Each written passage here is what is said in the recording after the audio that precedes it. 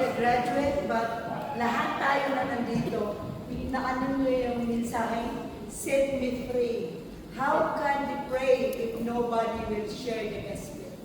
Amen. Paano sila makalaya sa bondage ng kasalanan kung walang magbahagi ng salita ng Diyos? Amen? Tonight, ang ating mensahe sa gabi ito, pabalik-balik. Our message for tonight is about Great Commission, is God's mission for the church. Who is the church?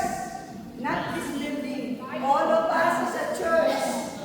God commanded us to bring the good news doon sa mga taong nawawala ng direction.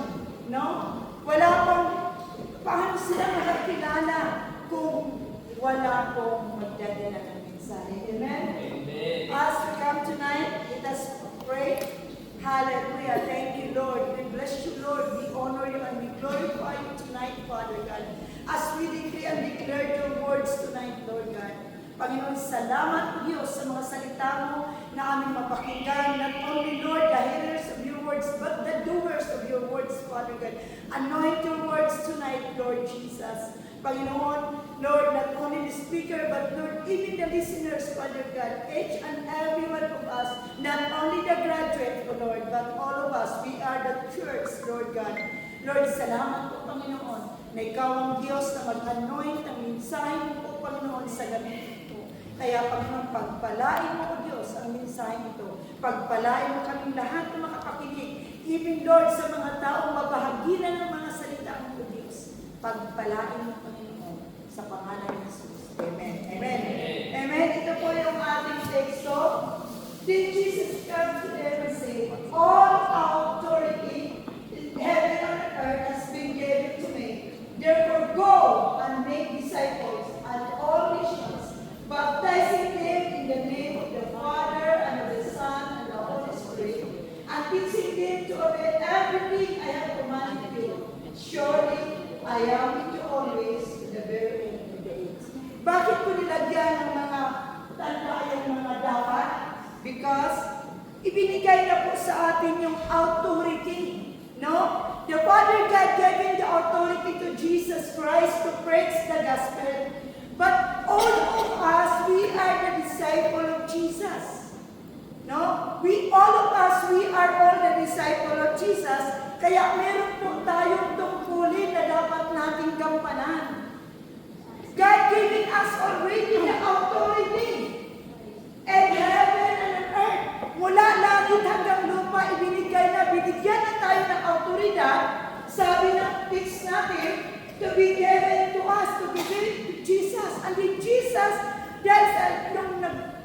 si Jesus nung andito sa earth, meron siyang disipulo na napumalo sa kanya. 12 disipulo, isinalin niya doon. But not only the 12 disciples, marami pa silang mga disipulo na tinitrain ni Jesus to preach the good news. Amen? Ang sabi niya, all authority. No? Sabi nga, as a church, sabi niya, God's missions for the church. We are all church, not this building. Tayo po yung church na inatasan ng Diyos na magdala ng mabuting balita para i-preach ang good news. Ipagsabi ang kaligtasan, ipagsabi, yung ating napakinggan kanina, nakita po natin drama nila, di ba? Pinerform nila na, ano yun? How can they set free? With nobody share the gospel. Paano maging free ang mga nasa kasalanan? But all people is blind. No. Bulag sila sa katotohanan kung hindi natin i-share ang gospel. Maraming nakakilala kay Jesus, but wala silang relasyon kay Jesus. Tayo as a church, meron tayong relasyon kay Jesus. Kilala niyo ba si Jesus? Kilala niyo si Jesus? Dapat pagkilala natin si Jesus, dapat yung pagkatao ni Jesus dapat mag-reflect sa ating mga buhay.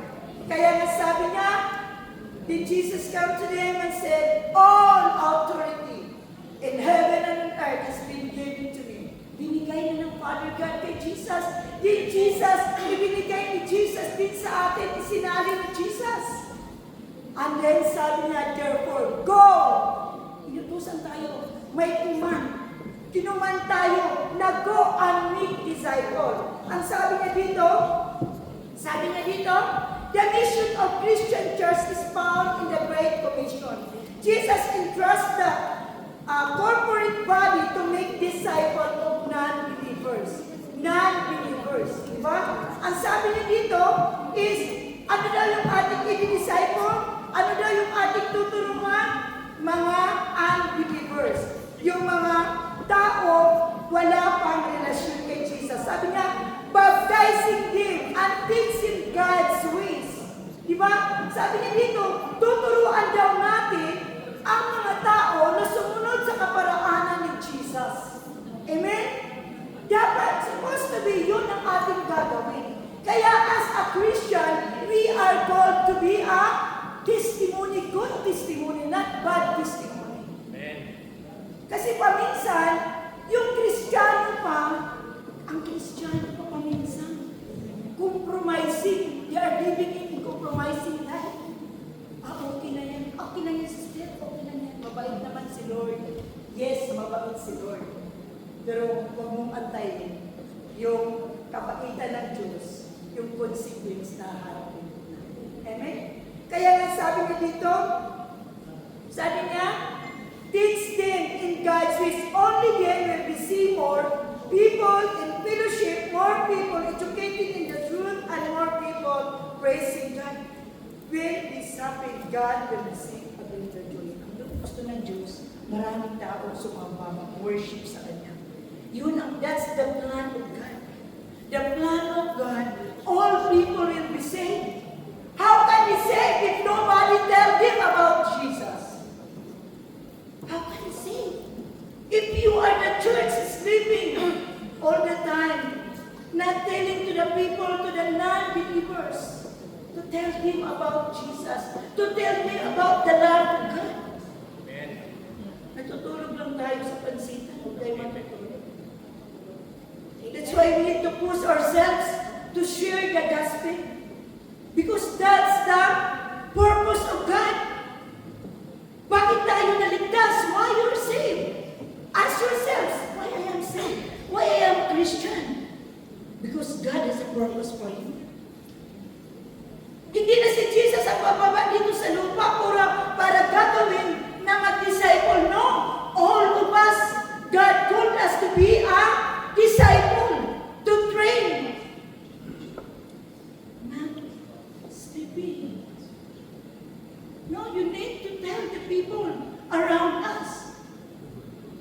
Sinasabi ko naman, I keep telling to them, but it's not your job. That's the job of God. Doing what God says to you. Share the gospel. Pray for them. That's our job as a disciple, as a followers of Jesus Christ. Authority. Binibigay na sa atin ang authority. At ito ang deklarasyon nito, ang kapangyarihan at kalulatian sa bansang ito, sa bayan ito. Alam niya, Jesus is not only, si Jesus hindi lang siya aktibo, lahat ng kaparaanan ginawa ni Jesus for all of us to be saved. All of us. Because we are called. Ayaw niya na may mapiperis, ayaw niya na may mapunta sa impyerno. Why? Habag-habag ang buhay ng tao. Amen? Kaya sa Matthew 11:27, pagkatapos sinabi niya sa mga tao, ibigay sa akin ng aking Ama ang lahat ng bagay.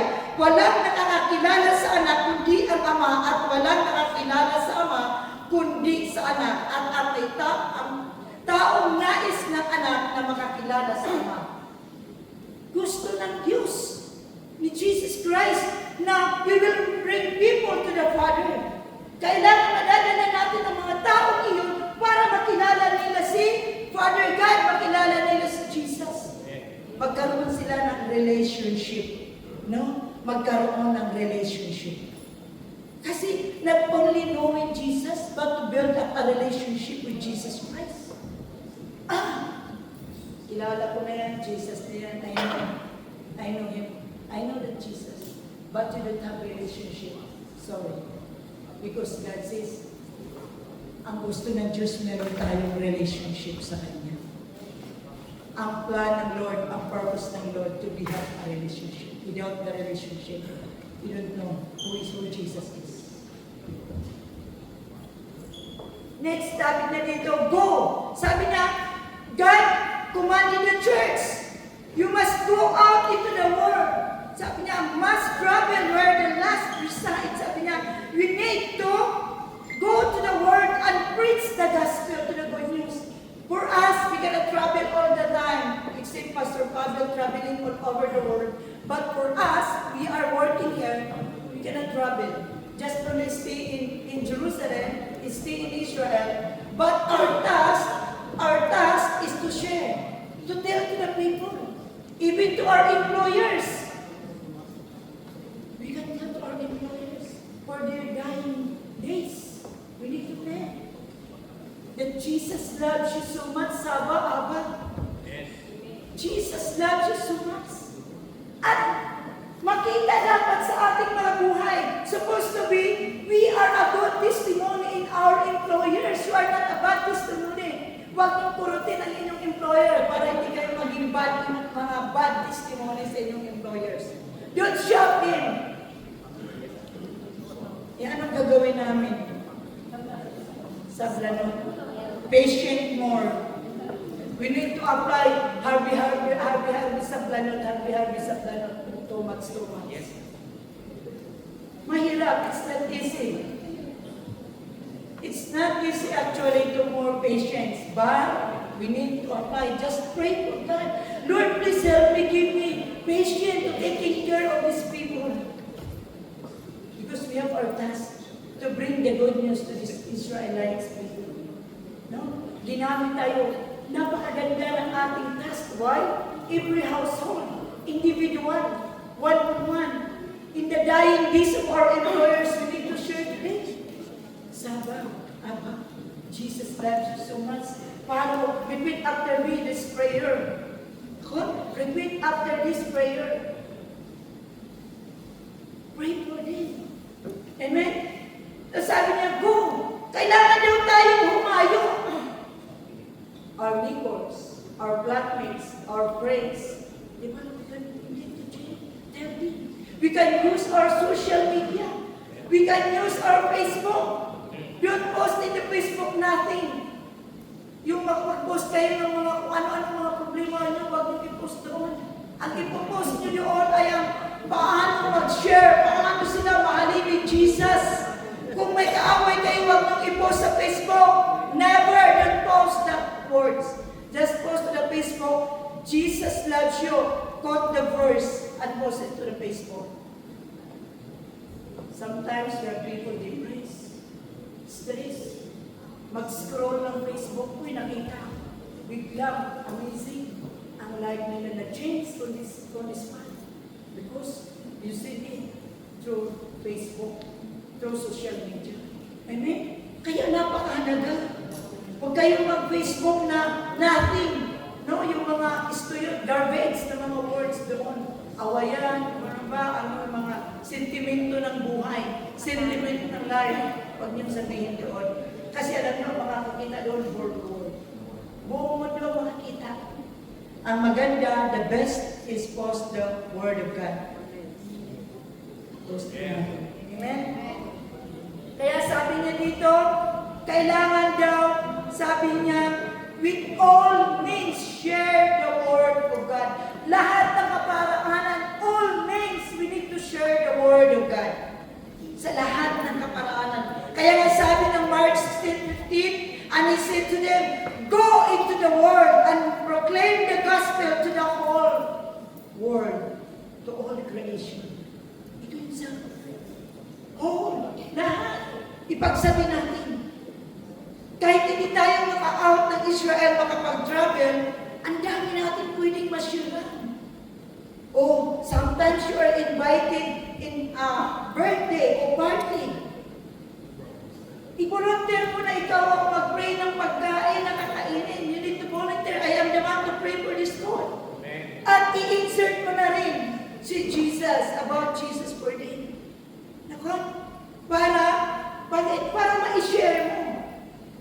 I-volunteer natin ang ating sarili.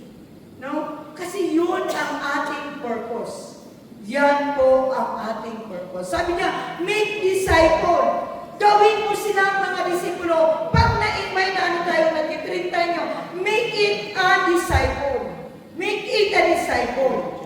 Para sabi niya, to making a disciple is an active process that the church must participate. It is not only believers or two who disciple for a season, but the entire church is to continuously participate in making disciples. All the church, all of us. God does, yan ang task na ibinigay ng Diyos sa atin. All of us. No exempted. Sabihin mo, paano yan? Hindi ko kaya mag-share. Why? General ka, di ba? Training ka. Nagbasa ka ng Bible. O hindi mo kaya mag-share kung hindi ka nagbabasa ng Bible at hindi ka nag-pray. Without prayer, without reading the Bible, you cannot do it in your own. Sharing the gospel, you cannot do it in your own capacity, in your ability, you cannot do it. Just only by the guidance of the Holy Spirit. Without the guidance of the Holy Spirit, you cannot do it. Sorry.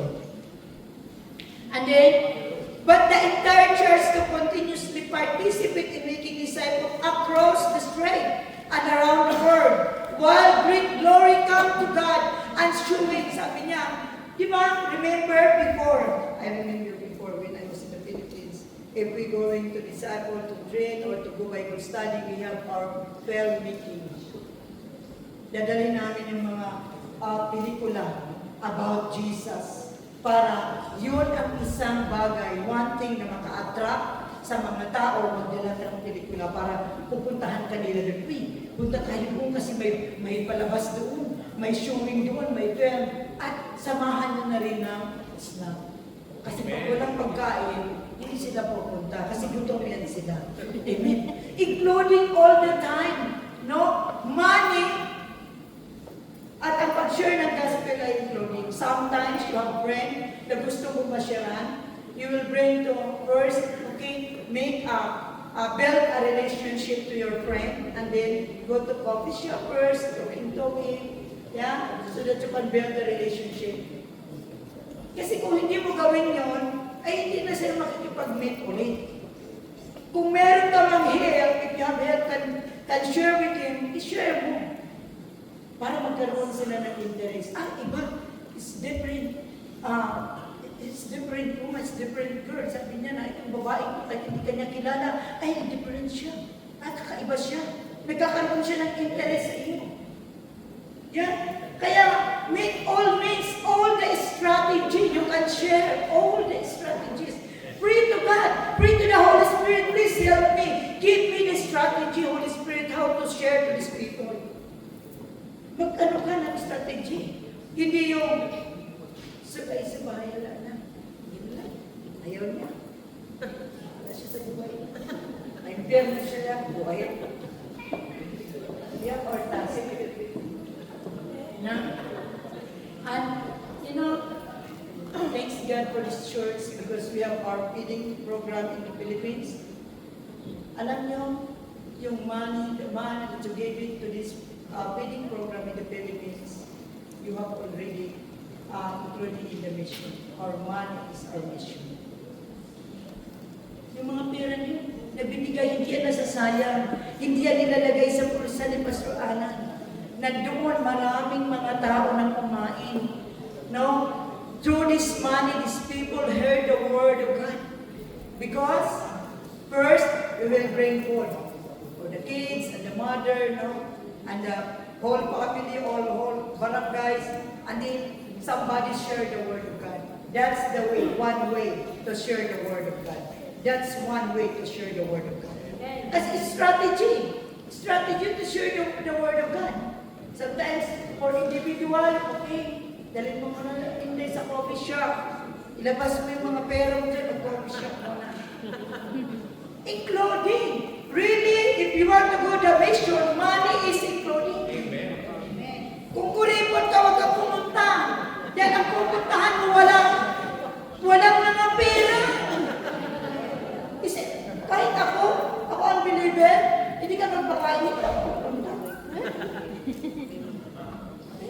Use your money. That's why mahalaga na may pera tayo if you want to go to the mission.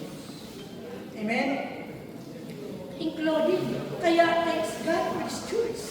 Now we have our lots of feeding program in the Philippines. We use the money to share the gospel. Kaya thanks God for all of you who give your tithes and offering. Yung hindi pa nagbibigay ng tithes and offering, ibigay nyo na. Huwag kayong magpayaman dito sa earth. Why? Sa Jinsan, may earthquake.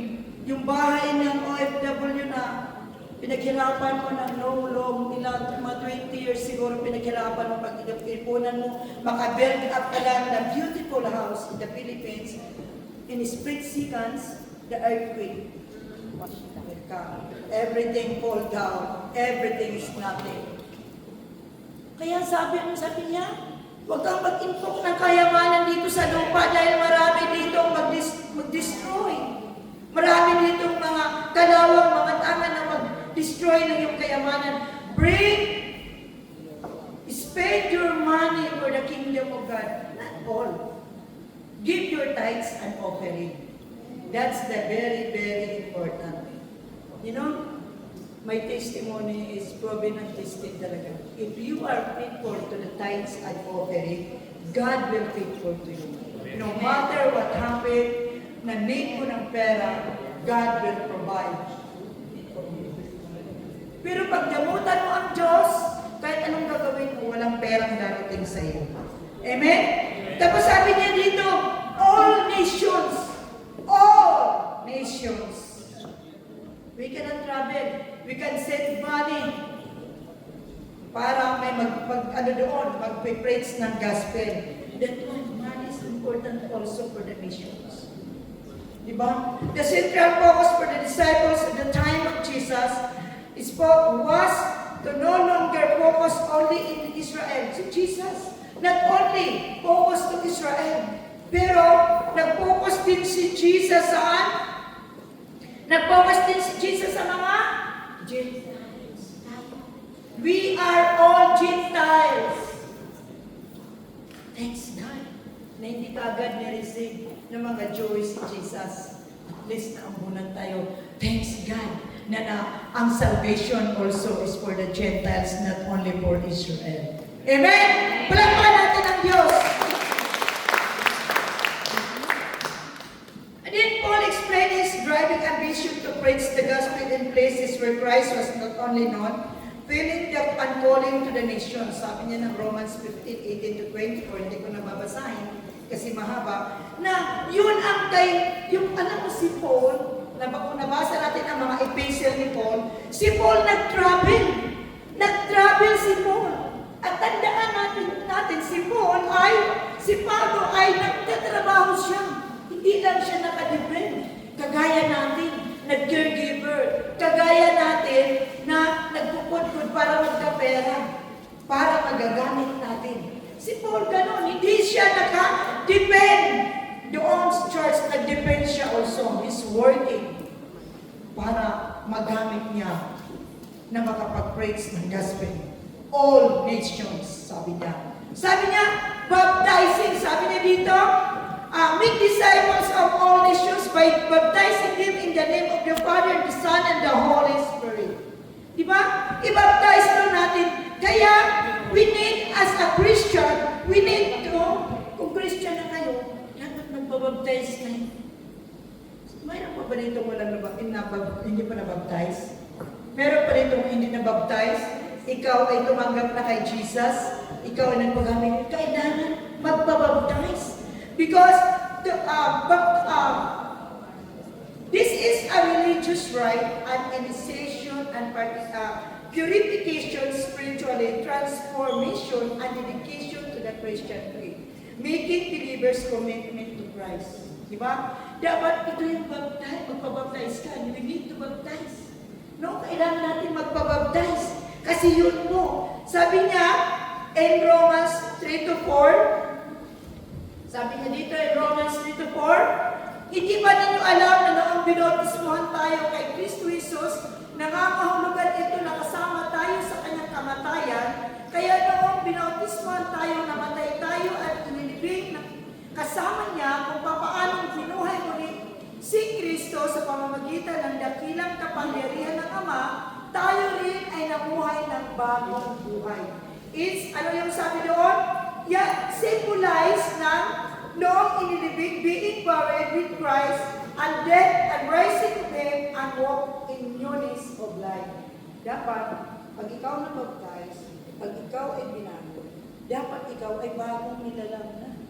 Hindi na yung dating pagkatao na mas-set free ka na dapat sa kasalanan na iyong pinamumuhay nung wala ka pa relasyon kay Jesus Christ. Dapat maging iba. Maiba na dapat. Supposed to be your life is different from old life. You are new creation now in Christ Jesus. Dapat ganyan ang isang Kristiyano. You are not living in sin anymore. You need to decide yourselves. I will follow Jesus or I will follow Satan. Hindi yung, I will follow him, I will follow them. No. One direction to follow Jesus. Go there, straight to the goal, to follow Jesus. Not double-minded. It's difficult sometimes in Christian. Kaya sometimes the Christian, hindi sila makapag-share ng gospel. Kasi ang testimony nila ay hindi kaya-aya sa harapan ng Diyos. Their testimony is not the Lord to the unbelievers. Not to be. Sabi niya dito, teaching, sabi niya, kailangan daw turuan at teaching them to obey everything I have commanded you. Sabi niya, teaching them all the command that Jesus gave to us. Dapat iti-teach natin doon sa maging disciple natin. No? Iti-teach po natin. Jesus commanded the church to teach new disciples. All that I have commanded, that the reality of teaching God's ways is along with patient to teach people. Patient to follow. Sometimes Christian na, or sometimes ginagamit na ang hirap pa rin sumunod. Disobedience pa rin. Nag-graduate na ng School of Workers. Hindi pa rin nakasunod sa Panginoon. Why? Hindi niya in-apply yung natutunan niya nung nag-training siya. You know, especially to the graduates tonight, I'm speaking all of you. Graduates, God gave you a task. This is not a game. This is not a game. Follow Jesus, you need to be serious in your life to follow Jesus. Not double-minded, not double ng buhay, kailangan one direction to Jesus. So that you can share your life as a testimony if you want to follow Jesus. No? Not only, thanks God, graduate na po ako, thanks God, tapos na kami, 6 months na, every Sunday, nag-aaral kami, na gusto na namin matulog ng maaga. But I pray to Jesus Christ and the Holy Spirit, na i-touch kayo, not only receiving your diploma tonight, but only that the love of God and the Spirit of Jesus Christ is upon you. Amen? Sabi ni Timothy, si Paul, tinuturuan niya si Timothy, disciple ni Paul si Timothy, si Timothy 2:2, sabi niya, and what you have heard from me in the presence of many witnesses, entrust to faithful men who will be able to teach others also. In-entrust, sabi ni Paul, Timothy, pinagkatiwalaan kita, ituturo mo din yan, Timothy, ha? Kagaya ngayon, graduate. Pinagkatiwalaan kayo ng mga natutunan nyo sa pag-aaral nyo na 6 months study for the discipleship training. Dapat, ang sabi ni Paul kay Timothy, na dapat daw ay i-entrust sa inyo faithfully, sabi niya, ituro nyo rin sa mga mapagkakatiwalaang tao na makapagturo rin sa iba ang mga aral narinig mo sa aking harapan sa maraming saksi. Pinagsabi ni Paul sa kay Timoteo. Kayo, All of us. Not the graduates. All of us as a church. Yun ang gusto ng Diyos na we need to do it. Amen?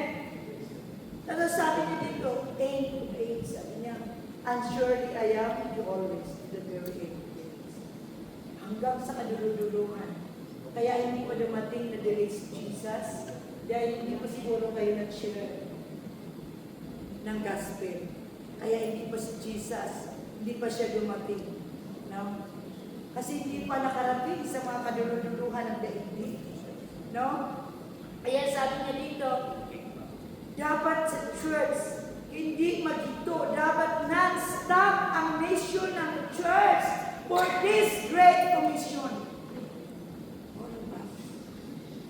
Dapat sa church, maging busy sa mission. We need to busy doing the will of God, not doing our will. Amen? Hindi yung gusto lang natin. For us, for me, if you ask me, gusto ko lang na sana mag-share. Hindi na ako mag-share sa daan. Kahapon, may nashiran ako. Dahil sabi niya, patawarin ko na siya. Sabi ko, hindi kita patawarin. Kasi kay Lord ka pagiging ng patawaran. Sabi niya, kasi maraming beses ko na ako hindi pa ako makapunta doon. Kasi may mga issue pa. Sabi ko, kaya ako yung issue. Pagkatapos niya, ng church, pwede ka na doon sa issue ng life. Kung ano yung gusto mo. Alam mo, binigyan na lang niya ako ng gulay. So, thanks God, nakakain kami. Ang sarap pala. Amen. Kaya alam niyo, mag-share kayo. Hindi to share the gospel kasi may blessing. Even you're passing by the road, pag mag-share ka ng gospel, may magbibigay pala ng vegetables, diba? Ng gulay, pagkain. Kasi siniran mo siya, and then, nahiya siya sa iyo. Sabi ko, huwag ka sa akin mahiya. You are not promising to me, to God, to Jesus. Sabi ko, but God gave you a chance. But how many chances God gave you? Sabi ko sa kanya, ilang chance pa? But I pray one day, sabi ko, ikaw na mismo mag-usap. Sabi niya, nahiya na ako, Pastor, that's why I keep hiding with you. Sometimes she's hiding with me. Kasi palakita niya ako. Pero sometimes she cannot hide me anymore. I said, oops, kita na naman tayo. Amen? That's why you need. Amen? Sabi niya, all Christians are called not only to preach the good news, but also ensure that all have committed their lives to the gospel are walking in the footsteps of Jesus. Yun dapat ang nasa. We need to walk the footsteps of Jesus. Amen? Dapat takaran natin yung mga footsteps, yung dapat gagawin ni Jesus. This is it. Okay? Enter. Evangelize, nurture, train, equip, release. Na-evangelize na, school workers, graduates, na-train na kayo, na-nurture, tinuruan kayo. Nagpakahirap, nagpakasipag ang inyong mga teacher. Nag-aral, nag-review ang mga teacher para makapagturo. Tinitrain kayo. I don't know kung na-train kayo. Sumama kayo sa akin, ako mag-train sa inyo for evangelism. Kayo ipupush ko how to share. Dapat mayroon ganyan. Yung practical training. Gusto ko yung ganyan. One day mag-practical training tayo. No? Na ikaw talaga mismo, gusto ko, kayo ang mag-share. Manonood lang po ako. Kung paano yung gagawin, anong strategy. But we need to pray first. Pray to the Holy Spirit. Holy Spirit, please. And give me wisdom. Kung paano ko. Give me strategies na ma-share ko yung gospel. No? Kaya nga sabi niya, train. Dapat matrain tayo bawat isa sa atin. Kasi ang daming graduates pero hindi natin-train. Pagpasilin mo na, ikaw na. Tutulakan na. Hallelujah. Thank you, Lord. Dapat hindi. Train. Equip. Na-equip na po tayo. Na-equip na ba kayo? Graduate. Not only the graduate, but the whole church. Kung na-equip na tayo. Kaya na, at Jesus commanded the Christian to enter the narrow gate that leads to life. Para ma-leads to life ang tao, we need to train people to evangelize, nurture, train, equip. Na-equip na kayo, then I will release you to share the gospel for all of you. Amen. Amen. Ipapadala kayo doon sa Gaza. Ipapadala kayo doon sa borders ng Lebanon. Naharia. Pero alam mo, thanks God, nung nakikita ako na mga testimonies sa Iran, grabe, no? This testimony, if you search all the testimonies in these Iranian people, how to become Christian disciple of Jesus underground, what is so good? These people in Jerusalem, they are sitting down waiting for, I don't know, for somebody to come to them. No? Alam mo, but sila, they're reaching people to reach out to share the gospel in Iran, in the Arab nations. Yung that's it. Na nakikilala. May isa pang testigo na napakinggan. Itong week na ito. Imagine ka, gusto na niya magpakamatay, Arab, na-depress siya. Arab pa naman, apart siya ng royal. Alam mo, gusto niya pakamatay. May isang, mga workers yan. Hinagisan lang siya ng Bible. Sabi niya, hindi pala po sino naghagi sa akin. Hinagisan. Dahil sa kanyang wala ng pag-asa, depressed na siya, wala na siyang, gusto na niya magpakamatay kasi yung kanyang asawa at mga anak namatay sa accident. Alam mo, gusto niya magpakamatay na rin siya. Pero ang ginawa, mag-suicide, mag-commit na siya ng suicide. Alam mo, somebody said, tinuturo lang yung Bible sa kanya. Tapos, parang nag-attract sa kanya, nagbigay ng attention, pinulot niya. At tumabi muna siya sa isang tabi at binasa niya. Sitting down and reading the Bible, dinabasa niya. Nag-usad siya. Na-comfort doon siya sa libang binasa. Nakalimutan niya mag-suicide. Kaya naman, supposed to be ganyan kung tayo. You need to do what God says to us. Actually, we are here in Israel not only earning money, but we came here to send the good news to the people of Israel. The love. Yung love natin ay may pakita po natin sa ating mga employers. And even our flatmates, even our friends. Amen? Kaya sa atin dito, lahat, all Christians are called not only to praise the good news, but also ensure that all who have committed their lives to the gospel are walking in the footsteps of Jesus. Ang footsteps of Jesus is to share the gospel. I hope and I pray that not only the hearing of the words, but the doers of the gospel. Tonight, prayer ko na ang Holy Spirit ang mag-touch talaga sa akin. Amen? Graduates, always remember na ang ating task ay hindi lumaman na natutunan.